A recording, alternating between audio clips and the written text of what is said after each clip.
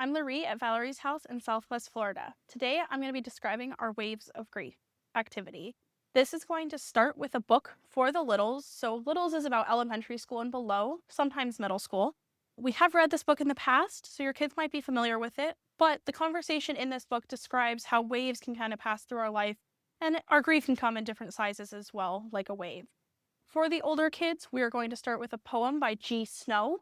This will cover the same conversation, so different ways that grief impacts our life and how it moves through us. Sometimes it's crashing and huge, and other times it's small and rolls by.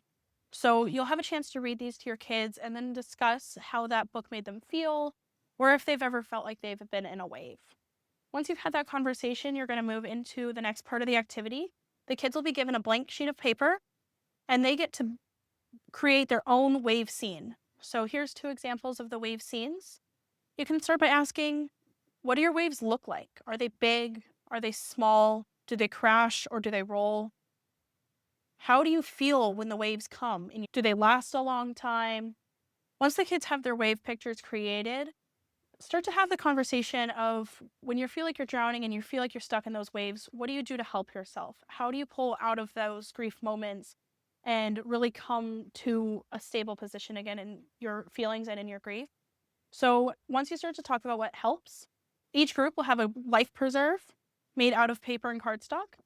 And as a group, they can come up with coping skills that they'd want to work on or that they do to help make themselves feel better. The things that make them feel like they can float again in those waves. So maybe it's running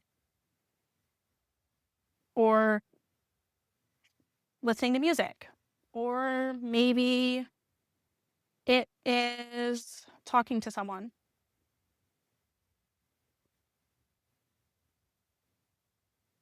Once all the kids get a chance to add, they can add multiple coping skills. All of these life preservers will give a group representation of different coping skills that help preserve and save their lives when they're struggling. In the end, they each will get a little floaty. There's going to be multiple colors. They're pre-inflated 3-inch floaties. This will be a reminder that they can take home with them in those grief experiences. So when they're in those waves and they're in those feelings, how can they float and how can they save themselves? So again, with the Sharpie, they can write something on there and one of those coping skills that support them. Thank you.